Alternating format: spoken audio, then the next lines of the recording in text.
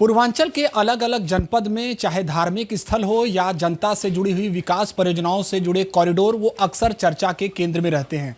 फिलहाल समाजवादी पार्टी पूर्वांचल के ही एक कॉरिडोर को लेकर नाखुश नजर आ रही है। वजह क्या है, हम जानते हैं। हमारे साथ बातचीत के लिए जुड़े हैं समाजवादी पार्टी के कद्दावर नेता, चंदौली से सांसद बीरेंद्र सिंह जी। बीरेंद्र सिंह जी, वो कौन सा कॉरिडोर है जिसको लेकर आप संतुष्ट नहीं?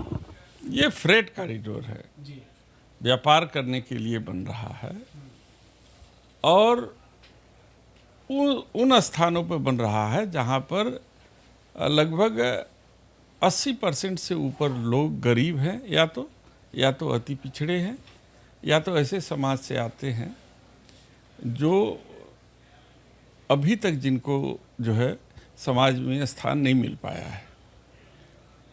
ये सरकार बिना मुआवजा दिए, बिना उचित मुआवजा दिए उनकी ज़मीन को हड़पना चाहती है और उनको विस्थापित करना चाहती है। कल माननीय प्रधानमंत्री जी की तरफ से निमंत्रण आया कि उस फ्रेट कॉरिडोर का वर्चुअल उद्घाटन कर रहे हैं। मैंने उस कार्यक्रम में जाने का विरोध किया।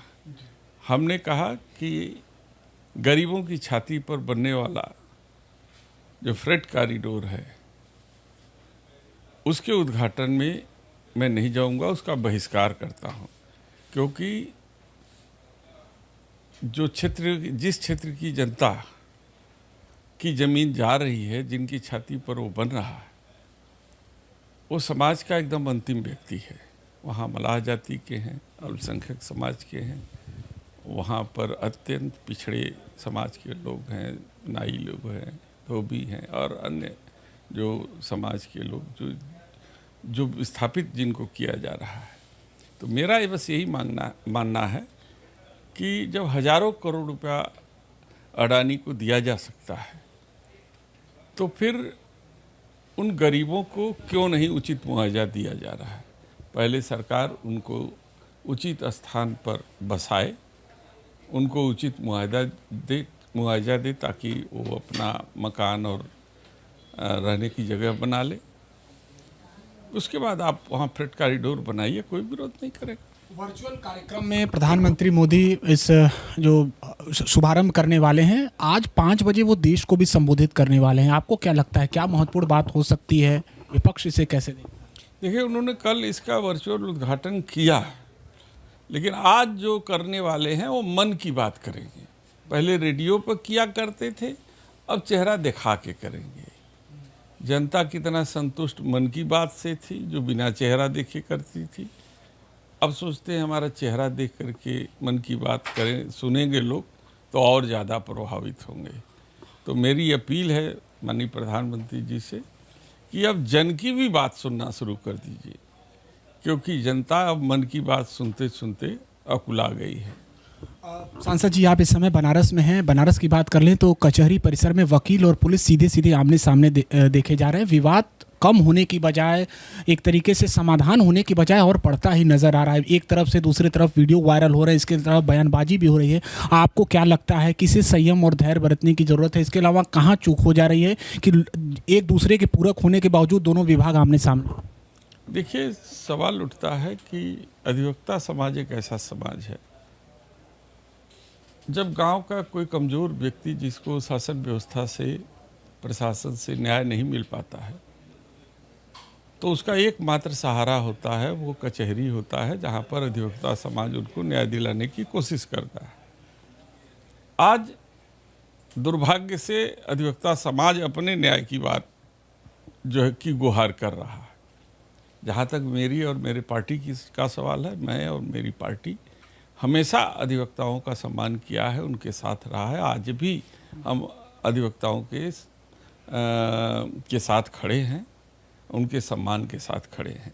लेकिन एक अपील है कि शासन, प्रशासन और वरिष्ठ लोग पहले इस बात को समझे कि एक व्यक्ति का स्वाभिमान और एक संस्था का स्वाभिमान दोनों अलग अलग है। जिस दिन ये दोनों को अलग करने में कामयाब हो जाएंगे, उसी दिन समाधान लोग कर लेंगे। कुछ अंतिम सवाल, आपने बताया है कि भारतीय क्रिकेट टीम के कप्तान जो हैं सूर्य कुमार यादव आपके पीडीए के साथी हैं। आज एक बार फिर भारत और पाकिस्तान का मुकाबला होने जा रहा है। न सिर्फ ग्राउंड में बल्कि ग्राउंड के बाहर भी कुछ ऐसी स्थिति देखी जा रही है जो चर्चा में है, हाथ मिलाना हो, इसके अलावा जो प्लेयर्स की बयानबाजी है। आप कैसे टीम को शुभकामनाएं देंगे? देखिए, चूंकि उस समय जब पहली बार था तो प्रधानमंत्री जी ने तो कहा नहीं था कि आप हाथ मत मिलाइएगा। जबरदस्ती एआईसीसी और बीसीसीआई के दबाव में हमारे देश के खिलाड़ियों को खेलना पड़ा वहाँ पे। अब प्रधानमंत्री उसे ऑपरेशन सिंदूर से जोड़ रहे हैं कि हमने खेल के जरिए भी बदला लिया। तो जब सोच यहाँ तक होगी, जो प्रधानमंत्री पहले ये कहता था कि खून और पानी एक साथ नहीं बहेगा, जो प्रधानमंत्री ये कहता था कि आतंकवाद और टाक दोनों साथ साथ नहीं चलेंगे, आज प्रधानमंत्री अपनी बातों पर कितना खरे उतर रहे हैं, ये सब जनता देख रही है। इसलिए हो सकता है कि खिलाड़ियों पर दबाव बनाए हों प्रधानमंत्री जी कि अब एक बार ठीक है हाथ नहीं मिला लिया, लेकिन इस बार जरूर हाथ मिलाना। तो भाई बेचारा खिलाड़ी क्या करेगा? खेल से ज़्यादा हाथ मिलाने पर नजर रहेगी। निश्चित रूप से रहेगी। अच्छा, एक अंतिम सवाल, ब्रिजेश पाठक डिप्टी सीएम बीते दिनों बनारस में थे और एक विषय को लेकर उन्होंने कहा कि बेचैनी है समाजवादी पार्टी को सत्ता में न रहने की वजह से।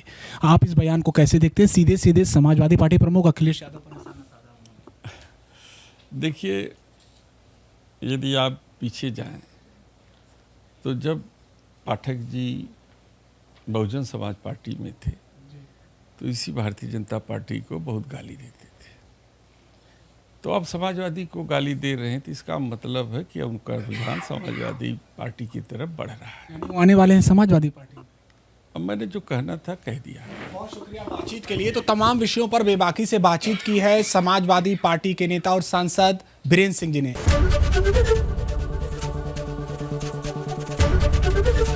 एबीपी गंगा, खबर आपकी, जुबान आपकी।